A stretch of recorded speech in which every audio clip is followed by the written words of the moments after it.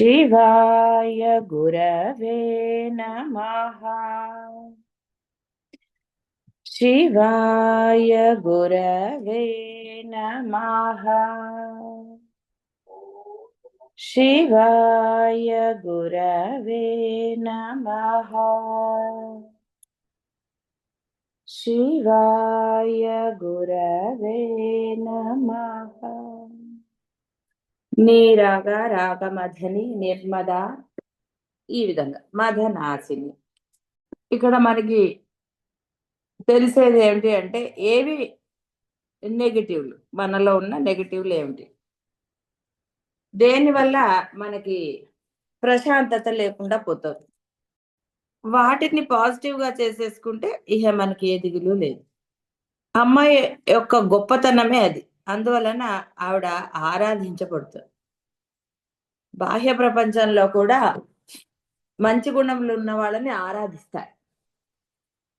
వేరే వాటినంటే అవసరానికి వాడుకుంటారు. కాబట్టి అమ్మని ఆ విధంగా వాడుకోకుండా, అమ్మ నువ్వు కావాలి అని ఎప్పుడైతే మీరు ప్రార్థన చేస్తారో, మీ అవసరాలను తీరుస్తూ కూడా ఆవిడ మీకు మంచి లక్షణాలను ప్రసాదిస్తుంది.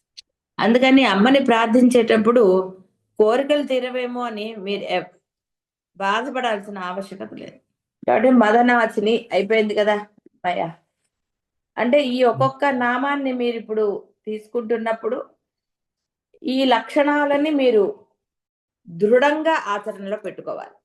అహంకారం లేకుండా ఉండటం, ఈర్ష్య అసూయలు రాగద్వేషాలు ఇలాంటివి లేకుండా ఉండటం, ఇవన్నీ కూడా మీరు దృఢంగా ఆచరణలో పెట్టి తీరినప్పుడే అత్యద్భుతమనాలా ఏమనాలి, దానికి మాటలు ఉండవు, అది జరిగి తీరుతుంది మీ జీవితాల్లో, ఏం సందేహం లేదు.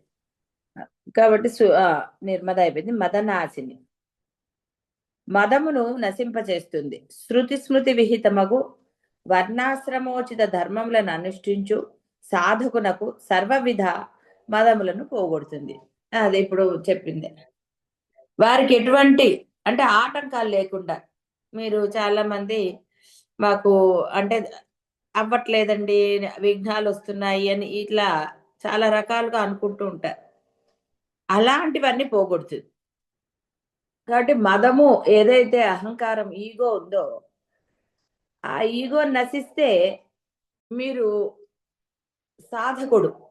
సాధకులు ఇలా 4 రకాలు. వర్ణాశ్రమోచిత అంటే ఎవరు ఎక్కడ ఉన్నారు, గృహస్థాశ్రమంలోనా సన్యాసాశ్రమంలోనా ఏది ఉన్నారు, బ్రహ్మచర్యన, ఇలాంటి ఆశ్రమాల్లో ఎవరైతే ఉన్నారో వాళ్ళకి ఆవిడ ఆ యొక్క అడ్డంకిగా ఉన్న వాళ్ళలోని ఆ ఈగోను నశింపచేస్తుంది. అప్పుడు వాడి సాధన చక్కగా జరుగుతుంది. అంటే వాడు ఏ ధర్మంలో ఉన్నారో ఆ ధర్మం వాడికి సుఖశాంతులు అంటారు కదా, అవి ఇస్తుంది. ఈ విధంగా అమ్మ మీరు మీ ధర్మాలని అనుష్ఠించడానికి సహాయపడుతూ ఉంటుంది.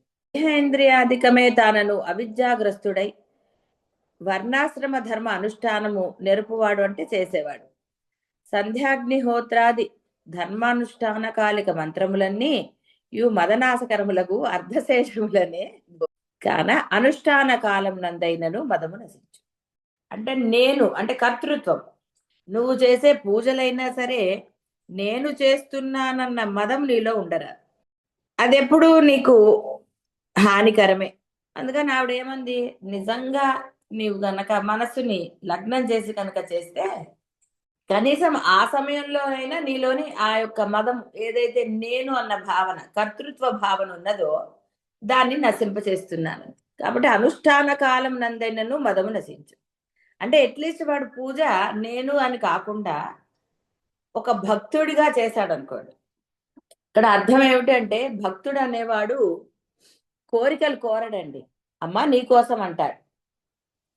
నవవిధ భక్తుల్లో ఇదొక రకం అని చెప్పుకున్నాం కదా. కాబట్టి ఇక్కడ ఎవరైతే ఆ విధంగా అనుష్ఠానం చేస్తారో వారి గురించి చెప్పిందమ్మా. ఆ విధమైన భక్తిని ఆవిడ ప్రోత్సహిస్తుంది. కాబట్టి దేహేంద్రియాదకమే తానను అవిద్యాగ్రస్తుడై వర్ణాశ్ర ధర్మానుష్ఠానం నెరుపువాడు. అంటే దేహమే, నేను కర్తృత్వమే. ఇంకా మీరు దీంట్లో దేహము ఇంద్రియాలు ఇలా విడిగా ఇన్ని తీసుకోక్కర్లేదు. నేను చేస్తున్నాను. అది పూజ అయినా సరే, ఇప్పుడు ఒక యజమాని ఉన్నాడు అనుకోండి, నేను కాబట్టి నా పెళ్ళాం పిల్లల్ని పోషిస్తున్నానంటే అది ఎంత హాస్యాస్పదం. అది అసలు ధర్మానికి విరుద్ధం. చెప్పుకున్నాం ఇలాగా, ఒక తల్లి పిల్లల్ని పోషించటం అనండి, కోడలు తన ధర్మాన్ని నిర్వర్తించటం, ఇలా నీ ధర్మాలను నువ్వు నిర్వర్తిస్తూ నేను కాబట్టి అని అన్నావు అంటే అది అసలు మనం ఏమంటాం వాటి గురించి పాపం అనడానికి ఏమీ లేదు అక్కడ. అంటే అది ఎంత భయంకరమైన విషయమో మీ అందరికి ఎవరికి వాళ్ళకి తెలుసండి. అదేదో అంటారు కదా, పెళ్ళాం పిల్లలు చేస్తే ఊరికి ఉపకారం చేసినట్టు అని ఏవో ఉంటాయి కొన్ని సామెతలు. అలా కాదు కదా, నీ పిల్లలకి నువ్వు చేస్తున్నావు, దానికి ఏదో నేను కాబట్టి చేస్తున్నానని అంటే ఏమంటారండి. ఊరికి ఉపకారం ఏవో ఉంటాయి కొన్ని సామెతలు, ఒక్కోసారి మర్చిపోయినట్టు అవుతూ ఉంటుంది, గుర్తుండదు. ఏం చేస్తాను చెప్పండి, వయసు వస్తుంది కదా, అందుకని గుర్తుండదు. సరే, మొత్తానికి ఏంటి మీకు ఆ సూక్ష్మం అర్థమైతే చాలు, మొత్తం అంతా ఏమి ఇదక్కర్లా మనకి. అంటే ఉదాహరణలతో సంబంధం ఏం లేదు కదా. ఉదాహరణలు ఉదాహరణలే, ఉదాహరణలతో ఏం బంధం మనకి, ఉదాహరణలతో ఏ బంధము లేదు. అందుకని ఈ విధంగా అంటే అసలైన అర్థం మీకు తెలిస్తే అదే పరమానందం. అంతకు మించిన ఆనందాలు ఏముంటాయి చెప్పండి పాపం. కనీసం ఆ సమయంలోనైనా, అంటే నువ్వు పూజ చేసుకునేటప్పుడైనా చాలాసార్లు చెప్పడం, వ్రతాలు చేసేటప్పుడు ఊరికే వచ్చే వాళ్ళని పలకరించి ధ్యాస ఎక్కడుందండి. పరమేశ్వరుని పిలిస్తే ధ్యాస అంతా పక్క వాళ్ళు వచ్చారా లేదా, వంటవాడు వచ్చాడా లేదా, భోజనాలు పెట్టారా లేదా, మాకేం కాఫీలు టీ ఇవ్వలేదు, ఇలా ఎన్నో రకాలు. ఇక అసలు చెప్పక్కర్లేదండి వాళ్ళు రేపు. ఇది ఎవరి గురించి అంటలేదండి, ఇవన్నీ చేసిన వాళ్ళు ఎవరో వాళ్ళకి తెలియదండి ఇప్పుడు. ఏదో నేను అంటమే అంటే ఒట్టిగా ఎందుకంటారండి, ఒట్టిగా ఎవరు అనరు కదా. ఈ విధముగా రోజంతయు నిరంతరము స్వధర్మానుష్ఠాన అనుష్ఠాతలగు, అనుష్ఠాతలగు అంటే చేసేవాళ్ళు అని, నిరంతరము రోజంతయు నిరంతరము. వారలకు ఇతర వ్యాసంగములకు కాలమే ఉండదు కనుక మత్ ఆవిర్భావమునకు ఎంత మాత్రము అవకాశం ఉండదు. మదావిర్భావానికి నిర్మధురాలగు పరమేశ్వరి మదనాసి. అంటే అర్థం ఏమైంది, ఆవిడ వాడిని అధర్మం చేయనీయకుండా కాపాడుతుంది, తన ధర్మాన్ని చేస్తాడండి. మీరు అంటారు కదండి, ఎక్కడండి టైం అసలు లేచింది మొదలు, పిల్లల్ని చూసి అది చూసి ఇది చూసి ఇవే ఎన్ని ఏవో చెప్తూ ఉంటారు కదా, అసలు టైమే లేదంటారు కదా. మరి టైం లేని వాడు పక్క వాళ్ళని తిట్టడానికి వాడికి టైం ఎక్కడి నుంచి వచ్చిందండి. ఇక్కడ నిజంగా చెప్పేవాళ్ళు అన్నమాట, వాళ్ళకి నిజంగా టైం లేదు పాపం. ఇంకా పక్క వాళ్ళని ఏం తిడతారు చెప్పండి. ఒక ఆవిడ చెప్పిందిట, సరే ఇద్దరు వియ్యపురాళ్ళు, సరే అందుకని ఒక వియ్యపురాలు, సరే ఒక వియ్యపురాలకేమో ఏవో మాటలు ఉంటాయి కదండి, అటు ఇటు మాటలు. ఇంకో వియ్యపురాలు అంటే పెళ్లి కొడుకు, అంటే సరే పోనీ అల్లుడు తల్లి, ఆవిడకి పెద్ద ఊరికి ఇలాంటివన్నీ పెద్ద ఇష్టం. అందుకని ఈ అమ్మాయి అంటే కోడలు తల్లి ఏదో మాట్లాడుతుంటే ఆవిడ చాలా సీరియస్ గా చెప్పింట, చూడండి మాట్లాడుకుంటే మన ఇద్దరి గురించి మాట్లాడుకుందాం, వాళ్ళ గురించి వీళ్ళ గురించి పిల్లల గురించి మనం మాట్లాడుకోవద్దు, అట్లయితేనే నాతో మాట్లాడండి అని చెప్పింది. ఒక రకంగా ఆది నిష్ఠూరంగా ఇది బానే ఉంది కదా, అనవసరంగా ఏవో మాట్లాడుకుని లేనిపోనివి ఎందుకండి. అలా ఇలా రకరకాలు అనుకోండి, అసలు అన్ని ఏవి ఒక రకమా ఇంకో రకమా అంటే ఏం చెప్తాం పాపం. అలా జరుగుతుంది. అభిప్రాయాలు చెప్పడంలో దోషం లేదు. అవును, మరి అనవసరంగా తీరిగ్గా కూర్చుని వాళ్ళని వీళ్ళని తిట్టుకుని ఎందుకండి. దాని బదులు ఆది నిష్ఠూరం అని ఆవిడ ఆది నిష్ఠూరంగా చెప్పేసింది, ఎవ్వరి గురించి మాట్లాడక్కర్లేదు, మన ఇద్దరి గురించి మాట్లాడుకుందాం అంది. పాపం ఇద్దరి గురించి ఏముంటాయండి కబుర్లు. ఏదో కాబట్టి మదానికి అవకాశం లేకుండా ఆవిడ చూసి నిశ్చింత, ఇంకా నిశ్చింతే కదండి, రాగద్వేషాలు లేవు, మదం లేదు, కర్తృత్వం అసలే లేదు, ఇవేవీ లేనప్పుడు ఎవరైనా నిశ్చింతగానే ఉంటాడండి. ఇందులో ఏమున్నా నిశ్చింత ఎక్కడుంటుందండి. అమెరికాలో పిల్లలు ఎలా ఉన్నారు అని అనుకునేవాడికి నిద్ర పడుతుందా, అయ్యో ఏమైపోయారు ఏమైపోయారు అని దిగులే కదండి. వాడు శుభ్రంగా ఉంటాడు, వాడికి ఏం దొబ్బుడాయి, హాయిగా ఉంటాడు. నువ్వెందుకు కంగారు అసలు? కాబట్టి ఎటువంటి చింత ఏమాత్రము లేదు. చింతా శబ్దము సామాన్యముగా స్మృతి భావనే అయినను విశేషించి దుఃఖజనితమైన స్మృతి విశేషాన్ని సూచిస్తుంది. ప్రియబంధు వియోగము తన వాంఛితార్థములు ప్రాపింపకుండుట అంటే తీరలేదని, తనకు బాధాకరములగునవి ప్రాపించుట, ఈ ప్రాపించుట అంటే లభించాయని అనుభవించటం, పొందకపోవటం, తనకు జరిగిన మోసము, ఇహ అవమానాలే మొదలగు దుఃఖకారకములకు స్మృతి విశేషములే చింతా శబ్దాలు. ఇవి ఏవియు ఏమాత్రము లేనిదొకట పరమేశ్వరు నిశ్చయం. కాబట్టి ఇక్కడ ఇవన్నీ ఎవరికి లేకుండా ఉంటాయండి? మీకు అది తెలిసిందే. ఇవి మీరు అనుభవం పొందలేదా? నాకెందుకు అనుకున్నప్పుడు కదండి మీరు హాయిగా ఉన్నారు. నాకెందుకు అనుకోకపోతే కదండి మీ అందరికి దిగుళ్ళు వచ్చాయి. పట్టించుకున్నప్పుడు కదండి గొడవలే. ఎప్పుడైతే నాకొద్దు బాబోయ్ అని మీ గోల మీరు ఉన్నారనుకోండి, ఆ పిల్లలు పెళ్ళిళ్ళు అయ్యే వాళ్ళకో వయసు వచ్చింది, వాళ్ళ బాణాన్ని వాళ్ళని వదిలేశారు అనుకోండి, మీరు హాయిగా ఉంటారు. వాళ్ళ సంగతి తర్వాత. వాళ్ళు ఎట్లయినా ఆనందంగానే ఉంటారు. మీకెందుకు కంగారు అసలు? వాళ్ళు చక్కగా స్పష్టంగా చెప్పారు, నీకు తెలియదులేమ్మా, మీ రోజులు వేరు మా రోజులు వేరు, నాన్న మాట్లాడుకో అని చెప్పారు. ఇంకా ఎందుకండి? అయినా సరే అధికారం ఉందనో లేకపోతే ఇంకా మన మాట వింటున్నారనో కాస్త సాఫ్ట్ గా ఉన్నారనో ఇది చేశారనుకోండి, ఎందుకండి గౌరవం పోగొట్టుకోవటం? హాయిగా ఆనందంగా అప్పుడు ఏ చింత ఉండదు. చింత లేనప్పుడే మనసు హాయిగా ఉంటుంది. చింతలు ఉన్నప్పుడు ఏమన్నా బాగుంటుందా చెప్పండి? ఇప్పుడు మీరు ఉపన్యాసాలు వినగలరా?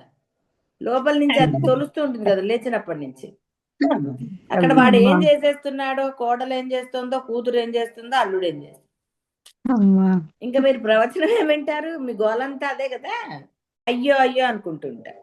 అందుకని కృష్ణ పరమాత్మ చక్కగా చెప్పాడు, ఒరే ఫస్ట్ నిన్ను నువ్వు ఉద్ధరించుకోరా. ఉద్ధరించుకోవటం అంటే సామాన్లు కొనుక్కోవటం, డబ్బులు సంపాదించటం, నగలు, ఇలా కాదు. ఉద్ధరించుకోవటం అంటే నువ్వు ఎందుకు పుట్టావో అది తెలుసుకోవాలి. నువ్వు ముందు ఆనందం, ఉద్ధరించుకోవటం అంటే అదే కదండి. నువ్వు ఆనందంగా ఉండాలి. అంతేగాని వాడిని తిట్టి నువ్వు ఆనందించి ఎన్నాళ్ళు పక్క వాళ్ళని తిట్టి ఆనందంగా ఉంటారండి? బాగైంది బాగైంది అని అనుకుంటూ ఉండగలరా? ఉండలేరు.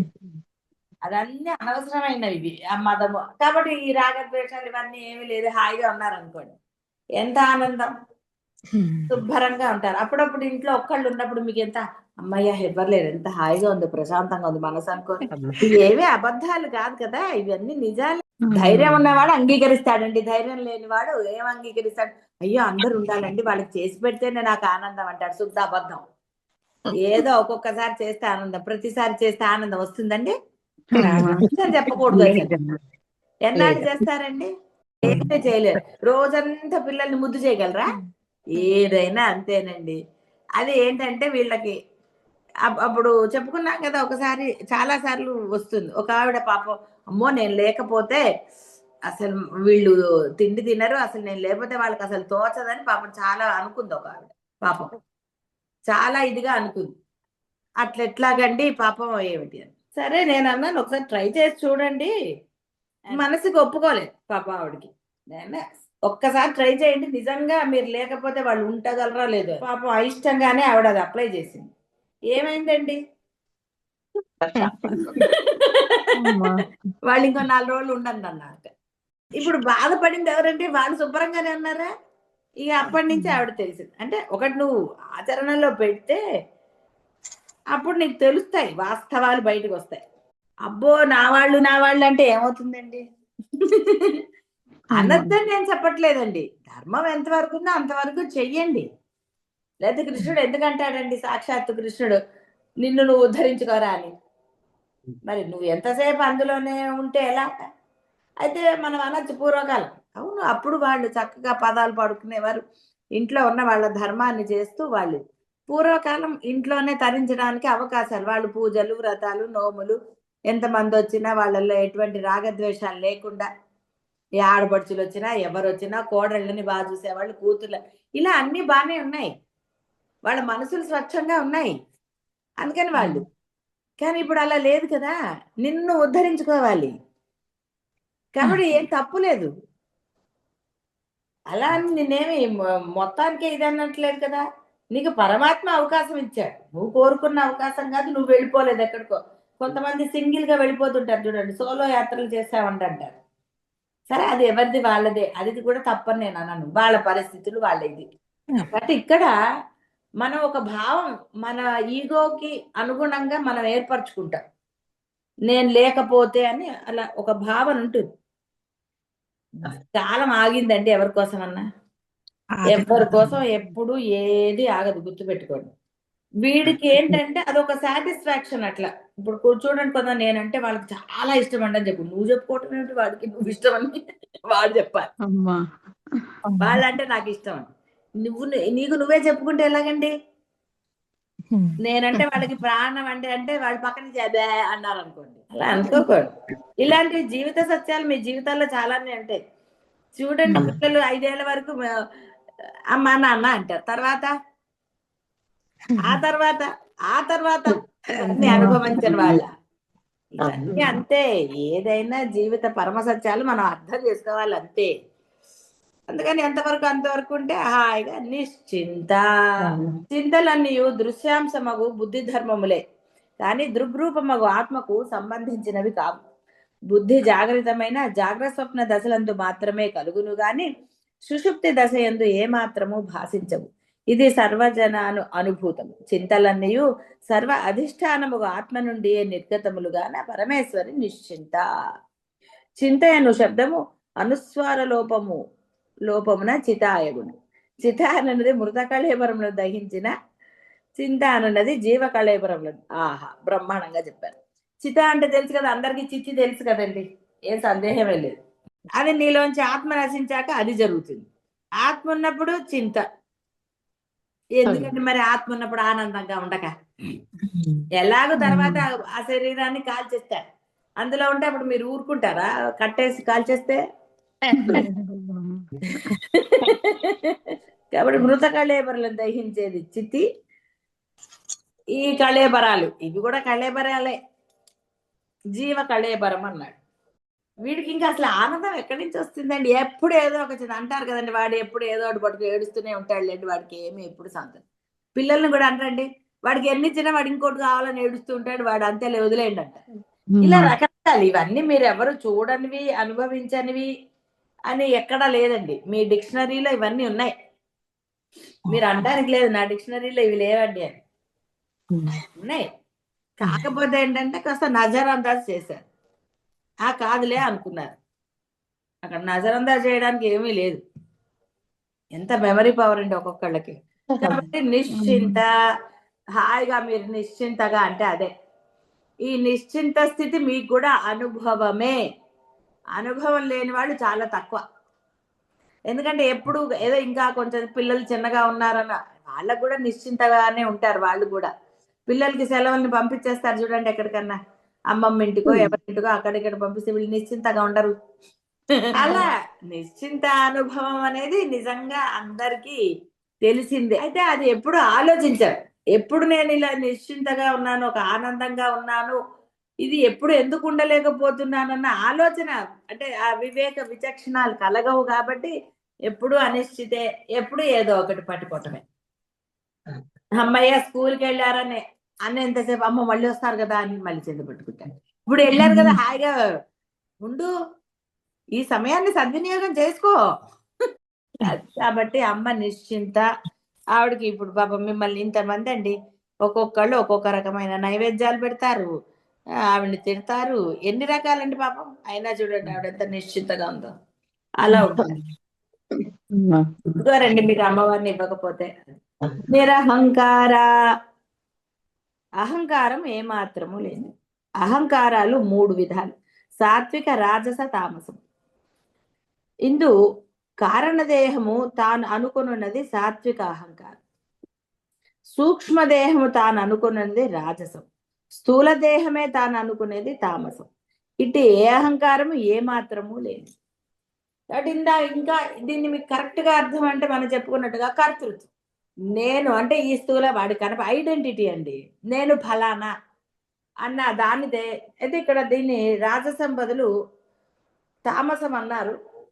తామసము రాజసము ఆల్మోస్ట్ ఒకటేలాగా ఉంటాయి. మామూలుగా తామసం అంటే బద్ధకం అనుకుంటారు, బద్ధకం కాదు. చేయక ఏం చేస్తాడు వాడు? వేరే వాళ్ళ అంటే వాళ్ళని మరి హింస అనండి, ఇంకోటి అనండి, ఏదైతే ఏంటి అంటే రాజసంలోంచి తామసం వచ్చింది.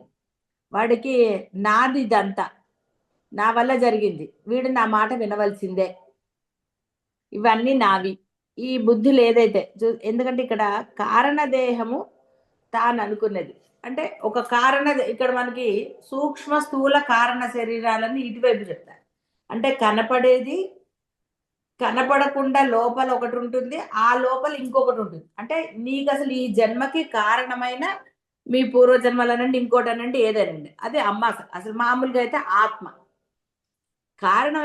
ఈ స్థూల దేహము ఏర్పడడానికి కారణము ఆత్మ. అసలు కారణం అది సాత్వికం. ఎందుకంటే ఇది నేను కాదు అని పూర్వజన్మలు వదిలేసేయండి, కేవలం కారణం ఎందుకు వచ్చింది ఈ దేహం. అవన్నీ ఉన్నా ఈ స్థూల దేహం కనపడటానికి వినపడటానికి దేనికైనా కారణము ఆత్మ నీలోని. కాబట్టి ఆదిగా ఉన్నవాడు హాయిగా ఉంటాడు, సాత్వికం. ఆ అవసరమైనప్పుడే వాడికి రాగద్వేషాలు కలుగుతూ ఉంటాయి. అవసరం అంటే వీడి అవసరం, స్వార్థపూరిత అవసరం కాదండి, అకార్డింగ్ టు సిచ్యుయేషన్. దాని ప్రకారమే వాడికి ఏవో రాగద్వేషాలు అప్పటికప్పుడు వస్తే నశించిపోతాయి. వాళ్ళు సాత్వికం. సత్వగుణము అంటేనే అది. అందుకనే శుద్ధ సాత్వికానికి వెళ్ళాలి, ఈ సాత్వికాన్ని మించి వెళ్ళాలి. ఎందుకంటే ఇక్కడ అప్పుడప్పుడు నీ మనసు వికలం అవుతూ ఉంటుంది, మళ్ళీ ఇది అవుతూ ఉంటుంది. అదే శుద్ధ సాత్వికంలో ఎలా ఉంటుందంటే ఇంకా వాడికి అసలు ఎప్పుడు కూడా ఏ సిచ్యువేషన్లు వచ్చినా ఏదొచ్చినా వాడు దానికి ఎక్కడ రెస్పాండ్ అవ్వడు. వాడు ఎక్కడ రెస్పాండ్ అవ్వాలో అక్కడ మాత్రమే రెస్పాండ్ అయ్యి మిగతా సమయంలో వాడు చాలా ప్రశాంతంగా ఉంటాడు. దాన్ని శుద్ధ సాత్వికం. కాబట్టి మామూలు లక్షణం సాత్వికం, సరేలే అనుకోవటం. అంటే ఆ ఆత్మగా ఇంతవరకు ఆ అమ్మ యొక్క లక్షణాలు, ఆత్మ లక్షణాలు మీకు చెప్పడం జరిగింది. ఆ లక్షణాలతో ఉన్నవాడు అన్నమాట. ఆ లక్షణాలని ఇహ వాడు ఆచరణలో ఎట్టి పరిస్థితుల్లో కూడా ఇచ్చేవాడు శుద్ధ సాత్వికం. కాబట్టి ఇహ రాజసం అనేది ఈ లోపల అన్నిటికీ నేనే కారణం అనుకుని వాడు విర్రవీగుతూ ఉంటాడు. నా దేహము నావి, నా తెలివితేటలు, అలా వీడు తన యొక్క సూక్ష్మ శరీరము అంటే ఆ తెలివితే కనపడని బుద్ధి, అవన్నీ సూక్ష్మ శరీరాలు, అవన్నీ పెట్టుకుంటాడు వాడు. ఆ స్థూలము కనపడేది ఇది. కాబట్టి అధికారము ఇంత ముందర అన్ని చెప్పేశారు కదండి. కాబట్టి అలాంటివన్నీ కూడా తామసం.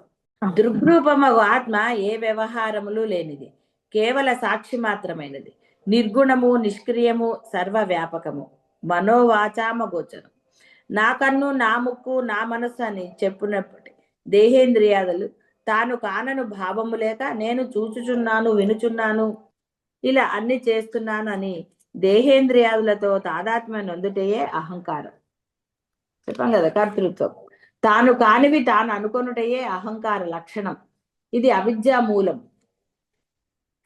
అవిద్య అంటే తెలిసింది కదా, అజ్ఞానం. ఈ అహంకార భావనలన్నీ సర్వాధిష్టానముగా ఆత్మ నుండియే కలుగుతున్నవి. గుణరహితమగుట ఆత్మస్వరూపిణి పరమేశ్వరి నిరహంకారం.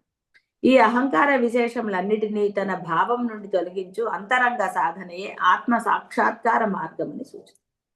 కాబట్టి ఇక్కడ మీరు అనుకోవచ్చు ఏమిటంటే అన్ని అర్థాలకు ఒకటేలాగున్నాయంటే, మరి నీ గుణాలే కదా, నువ్వు వేరు నీ గుణాలు వేరే అవుతాయా? ఒకదానికి ఒకటి లింక్ కదండి. అహంకారాలు కానీ ఏవైనా సరే ఒకదానికి ఒకటి లింక్. అందులో ఆల్మోస్ట్ ఒకటేలాగా అనిపిస్తూ ఉంటాయి. పిల్లలని అన్ని ఎన్నిసార్లు చెప్తావమ్మా, అన్ని నిన్న చెప్పావు ఇవాళ చెప్పావని అందరూ, ఇది అంతే. మరి గుణాలన్నీ ఒక గుణానికి లింక్ ఉంటాయి మీలో. ఆ గుణాలనే మీరు కర్తృత్వం నాది అంటారు కదా. ఇక్కడ ఆ విధంగా ఎప్పుడైతే నేను నాది, నేను చేశాను, ఇలాంటి లక్షణాలతో ఉన్నాయో అప్పుడే కదండి గోల మొదలైంది. లేదా గోల ఎందుకు వస్తుంది? అసలు గోలే లేదు. కాబట్టి అదే ఇక్కడ చెప్పారు. అవి లేనివాడు హాయిగా ఆనందంగా ఉంటాడు, ఏ బాధ లేదు అసలు. కాబట్టి ఇక్కడ అన్ని అర్థాలు ఒకటే ఉన్నాయంటే మీకు ఇక్కడ బాగా అర్థం కావాల్సిన విషయం ఏమిటంటే, ఈ గుణాలు, ఈ లక్షణాలు మీరు గనక ప్రయత్నపూర్వకంగా దృఢ సంకల్పంతో ఆచరణలో పెట్టుకుంటే మీరు దైవ స్వరూపాలు అంటే అనడానికి ఏ మాత్రము సందేహించక్కర్లా. ఆ లక్షణాలు ఉన్నాయి కాబట్టి రమణ మహర్షి భగవాన్ అయ్యారు. పెరియవాడిని కూడా దేవుడు అన్నారు. కాబట్టి ఇక్కడ ఈ లక్షణాలన్నీ బోరింగ్ లక్షణాలు కాదండి. ఈ లక్షణాలు ఉంటేనే నీవు నీ దేహం ఉన్నంత కాలం పరమానందంగా ఉండగలవు. ఏమిటి ఈ పరమానందం? ఇప్పుడు మీ అందరికీ కూడా మనసుల్లో ఒక భయం ఉంటుంది. రేపు నాకు చేత కానప్పుడు అనో, రోగం వస్తేనో, ఇలా రకరకాల ఒక భయాలు మనసులో ఉంటాయి. ఓ వయసు వచ్చాక ఎవరు చూస్తారు, వీడిప్పుడే ఇలా ఉన్నాడు, కోడలు ఇలా ఉంది, లేకపోతే కూతుర్లు అలా ఉన్నారు, ఇలా ఏవో రకరకాల ఒక భయాలు వాళ్ళ మనసుల్లో వెంటాడుతూ ఉంటాయి. వాట్ నెక్స్ట్ అని ఇక్కడ ఉన్న అయితే వాడు ఇప్పుడు ఈ స్థితిని ఎంజాయ్ చేయటం లేదు, ఏ స్థితిని వాడు ఎంజాయ్ చేయడు. దాని గురించి నానా తిప్పలు పడుతూ ఉంటాడు. ఎలాగా అది ఇదని. ఈ మానసిక స్థితి లేకుండా ఉండటమే పరమానందం. దేని గురించిన చింత లేదు. అంటే అసలు ఫ్యూచర్ ఏమిటి, రేపొద్దున వీళ్ళు నన్ను చూస్తారా, అసలు చేస్తారా? డబ్బున్న వాడికి అదే భయం, నా డబ్బులు వీడు కొట్టేస్తాడేమో, నాకు ట్రీట్మెంట్ చెయ్యడేమో. ఎందుకంటే ప్రపంచంలో ఎంతో ఉంది, వీడికి ఇప్పుడు ట్రీట్మెంట్ చేస్తే డబ్బులు అనవసరంగా వేస్ట్ అని కొంతమంది ట్రీట్మెంట్లు చేయించరు. ఇలా ఏవో రకరకాలండి. వీడి మనసులో ఏ భయాలు ఉంటే ఉంటాయి. ఇవన్నీ ఆనందాన్ని ఎలా ఇస్తాయండి? తాత్కాలిక ఆనందం. ఈ అంటే భయరహిత స్థితిని నీకు ఇస్తుంది ఆవిడ, బాగా గుర్తుపెట్టుకోండి. అందుకని ఈ లక్షణాల వల్ల మీకు ఆనందం అంటే ఏదో నవ్వుతూ తిరిగేస్తారంటే అర్థం నీ లోపల భయాలు లేనప్పుడే నువ్వు ఆనందంగా, అంటే ఆ నవ్వుతూ ఉండగలుగుతావు, ఏ సిచ్యువేషన్ అన్నా ఎదుర్కోగలుగుతాం. ఇది బాగా గుర్తుపెట్టుకోండి. అందుకని ఈ లక్షణాలన్నిటినీ, అంటే అన్ని కలిపితే ఒకటే లక్షణం, కానీ అహంకారమే, నేను అన్న కర్తృత్వ భావన. కానీ విడివిడిగా ఎందుకు చెప్పారు? ఈ విడివిడిగా చెప్పినప్పుడు నువ్వు బాగా దానిని అవగాహన గ్రహించాలి. అది గ్రహించి నీవు దృఢమైన ఒక భక్తి అనండి, విశ్వాసం అనండి, దాంతో ఆచరణలో పెట్టుకోవాలి ఈ లక్షణాలను. అప్పుడు నీలో భయరహిత స్థితి ఏర్పడుతుంది. అంటే ఏమిటి నాకు, అంటే రోగాలు వస్తాయేమో, ఎన్ని భయాలండి మనిషికి. మీ భయాల గురించి నేను విడిగా ఒక్కొక్కటి చెప్పవలసిన ఆవశ్యకత లేదు. ఒక్కొక్కరికి ఒక్కొక్క రకమైన భయం. ఆ భయానికి కొన్నిసార్లు చేయకూడనివి చేస్తారు, ఇక రకరకాలు. ఇవన్నీ మీ అందరికీ అనుభవాలే. అనుభవం లేని వాళ్ళు ఎవరు ఉండరు. కాబట్టి భయరహిత స్థితిని ఇస్తుంది. నీకు ఎటువంటి భయాలు లేవు, నిర్భయం. కశ్చిత్ ధీర, ఆ ధీరత్వాన్ని ప్రసాదిస్తుంది. అసలు నీకు అనుమానమే ఉండదు, ఏమైనా అవుతుందేమో, రోగం వస్తుందేమో, డబ్బులు ఎలాగా, వీడు పెడతాడా, అసలు ఎన్ని అసలు చెప్పక్కర్లేదు. కాబట్టి అలాంటి భయాలు ఏవీ లేకుండా నిర్భయంగా, ఆ నిర్భయత్వమే ఆనందం. భయాలు ఏవీ లేకుండా మిమ్మల్ని ఆవిడ ఉంచుతుంది. కాబట్టి ఇది కావాల్సిందే కదా. రోజు రోజుకి భయంతో ఎలా ఉంటారండి? ఎన్నో ఉంటాయి. ఇప్పుడు రిటైర్ అయ్యాక ఒక భయం ఉంటుంది, ఆ తర్వాత ఇంకో భయం ఉంటుంది, కాలం ఎలా గడుస్తుంది, ఏవో రకాల భయాలు. ఒక్కొక్కరికి ఒక్కొక్క రకమైన భయాలు. ఒక్కొక్క రకమైన అంటే ఒక రకమే ఉండదండి, వాడికి అనేక రకాలు. ప్రతిరోజు ఒక రకమైన భయమే, ప్రతి నిమిషము భయమే, ఇలా ఎన్నో. కాబట్టి ఈ భయాల నుంచి నిన్ను రక్షించి తీరుతుంది ఆవిడ. రక్షించడం అంటే భయం వచ్చాక నిన్ను, అది కాదు, నిన్ను అసలు భయపడకుండా చేస్తుంది. ఏది వచ్చినా, రమణ మహర్షి భయపడ్డాడంటే అంత చూస్తే, ఆయన ఏం భయపడలేదే. పెరివారేమన్నా అయ్యో నా పీఠాధిపత్యం పోతుంది, ఎలాగ వేరే వాళ్ళని చేస్తాను ఆయన అనుకున్నారు. అలా నిర్భయ స్థితి ఇస్తుంది. పూర్వకాలంలో అంతమంది అలా ఉన్నా ఏ పెద్దవాళ్ళు ఎప్పుడు బాధపడ్డట్టో ఏదో అలా ఎప్పుడు ఉండదు, వాళ్ళు నిశ్చింతగానే ఉండేవాళ్ళు. వాళ్ళకి ఓపిక నన్ను రోజులు పనులు చేస్తూ ఏదో ఒకటి అలా ఉండేవాళ్ళు. కాబట్టి ఇప్పుడు అసలు ఇక్కడ కంపారిజన్ కూడా కుదరదండి. ఒక్కొక్కసారి మనకి పూర్వకాలం వాళ్ళతో, మీ పెద్దవాళ్ళనో వీళ్ళ పెద్దవాళ్ళనో అన్ని చేయడానికి ఉండదు. ఎందుకంటే అందరి ఇళ్లలో పెద్దవాళ్ళు ఒక రకంగా ఉండరు. అసలు రకరకాలు. అవన్నీ ఆలోచన రహిత స్థితి, భయరహిత స్థితి, నిశ్చింత అంటే అది. ఆ నిశ్చింత నువ్వు ఎప్పుడైతే అమ్మని ఈ లక్షణాలతో గనక నీవు ఆరాధిస్తావో, ఇవి దృఢంగా నువ్వు ఆచరణలో పెడుతూ ఆరాధిస్తే అమ్మని, ఏ క్షణం నువ్వైతే ఆ యొక్క దృఢ సంకల్పం చేసి ఆరాధిస్తావో ఆ క్షణంలోనే నీకు నిశ్చింత ప్రసాదిస్తుంది. నిరహంకార కర్తృత్వ భావనను తీసేస్తుంది నీలోంచి, భయరహితురాల్ని చేస్తుంది. ఎందుకంటే వీడు ఎందుకు అంటున్నాడు, ఒక భయానికి అంటున్నాడు, నేను చేశానురా, నా వల్ల నువ్వు ఇలా ఉన్నావురా, నేనే సేవ చేస్తున్నాను నీకు, నేను కాకపోతే ఎవరు చేస్తారు, ఆశిస్తారు చూడండి. కొంతమంది ఒంట్లో బాగాలేకపోతే వేరే వాళ్ళు సేవ చేస్తే నేను కనబట్టి చేశాను చూసారా అని ఎన్నో చెప్పుకుంటూ ఉంటాడు. వాళ్ళు ఇలా చేశారు అలా చేశారు అయినా నేను చేశాను. వాడికి భయానికి అవన్నీ చెప్పుకుంటాడండి. లేకపోతే ఏముందండి ఇందులో ఒకరికొకళ్ళని చేసుకోకపోతే ఎలాగా?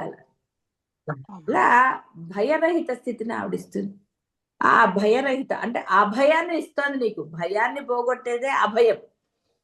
సౌందర్యలహరిలో కానివ్వండి మనకి చెప్తారు. అమ్మ ఎప్పుడు కూడా హస్తాలు ఇలా చూపించలేదు.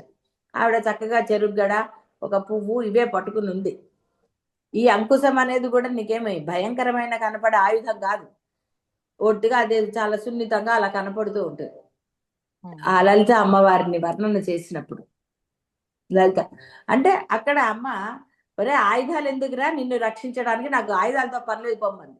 ఇవే కాబట్టి నువ్వు ఈ లక్షణాలు ఏర్పరచుకో, నీకు అభయాన్ని ఇస్తున్నానేనంది. అంటే భయరహిత స్థితిని ఇస్తున్నాను. ఎప్పుడైతే అమ్మ నువ్వే అని ప్రార్థన చేస్తారో తప్పకుండా వాళ్ళకి నిశ్చింతగా ఉంటారండి. ఎస్, ఇది కూడా అనుభవంతోటే చెప్తా. డబ్బులు ఉన్నాయని కానీ లేవని కానీ ఇంకోటని కానీ వీడు తిడతాడా వాడు తిడతాడా, అసలు ఇక ప్రపంచంలో చెడు చెప్పని వాళ్ళు ఉంటారంటే మన గురించి చెప్తారు. వాళ్ళు చెప్పుకొని వాళ్ళు నీకు భయం కలగదు. అయ్యో ఇదేంటి వీళ్ళు ఇంత చెడ్డ చెప్తున్నారే నాతోటి, నేను కాదే అన్న దిగులు ఉండదు. ఇలా ఎన్నో రకాలండి. కాబట్టి ఇది బాగా గుర్తుపెట్టుకోండి. ఎందుకు అన్ని లక్షణాలు ఒకటేలాగా ఉన్నాయి, అన్నిటికీ మూలము మోక్షమే అంటున్నారంటే, మోక్షం అంటే నువ్వు చనిపోయాక పొందేది కాదు, నువ్వు బ్రతికున్నప్పుడే భయరహితుడిదే అంటే నీకు భయం లేకుండా ఉండటమే మోక్షము. భయం లేనప్పుడే ఆనందంగా ఉంటావు. ఇవి గుర్తుపెట్టుకోండి. కాబట్టి అన్ని అర్థాలు మూలం ఒకటే చెప్పబడుతూ ఉంటుంది. వెలుతురు ఉంది అంటే నీకు లైట్లు అవి లేనప్పుడు పగలంతా వెలుతురు ఉందంటే సూర్యుడే కారణం. ఎక్కడ ఏ వెలుతురున్నా సూర్యుడే కారణం. అంతే తప్ప వేరే కారణం ఉండదు. ఎందుకంటే ఆ పగలు అనేది అది. అందుకని అన్నిటినీ కలిపి ఇది పగలు అన్నారు. ప్రతిసారి వెలుతురుంది సూర్యుడు ఉన్నాడు, వెలుతురుంది సూర్యుడు వల్ల అని లేదు. ఇది పగలు అనేసారు. ఒక వర్డ్ పెట్టుకున్నారు అన్నిసార్లు. కాబట్టి నీవు నిశ్చింతగా అంటే నువ్వు గనక భయం లేకుండా ఉన్నావు అంటే నీవే అమ్మవారి అన్నది పక్కన పెడితే పోనీ నీవు అమ్మలో ఉన్నావు, అమ్మ నీలో ఉంది. చిన్నపిల్లవాడు చూడండి, రోడ్డు మీద నడవండి, వాడు ఎక్కడ నడవండి, ఆ తల్లో ఎవరో ఒకళ్ళు వాడి చెయ్యి పట్టుకోవటం వాడు ఉంటే వాడు ఎంత నిర్భయంగా ఉంటాడు. వాడికి ఏమన్నా భయం? ఆ రోడ్డు మీద కుక్కలు వస్తాయంటే ఏదో వస్తాయంటే వాడికి అవన్నీ అనవసరమే. వాడు నిశ్చింతగా ఉంటాడు చేతులు పట్టుకుని. ఆ తాతో ఎవరన్నా కావచ్చు వాడికి. అంటే పక్కనే మనకి భయము కలిగించని వాళ్ళు, మనని రక్షించే వాళ్ళు ఉన్నారు అంటే ఆ ధైర్యం. అదే విధంగా కాబట్టి ఇక్కడ ఇది బాగా అర్థం చేసుకోండి. అంతే తప్ప అన్ని అర్థాలు ఒకలాగున్నాయని భావన చేయకండి. అమ్మను ఆరాధించినా ఆవిడ ఇచ్చేది ఆ మోక్షమే, పొయ్యాక ఇచ్చేది కాదు. ఏ క్షణమైతే నువ్వు అమ్మ నువ్వే కావాలని ఆరాధన చేస్తావో, ఈ యొక్క భావరహితంగా ఈ భావాలను నువ్వు ఆచరణలో పెడుతూ ఉంటావో, ఆచరణకి ఆవిడ నీకు సహాయం చేస్తుంది, చేయూత ఇస్తుంది. నీ దృఢ సంకల్పానికి అనుగుణంగా ఆ క్షణమే నువ్వు నిశ్చింతగా ఉండగలుగుతావు, నిరహంకారంగా ఉండగలుగుతావు. అందుకని ఇక మిగతాది రేపు చెప్పుకుందాం.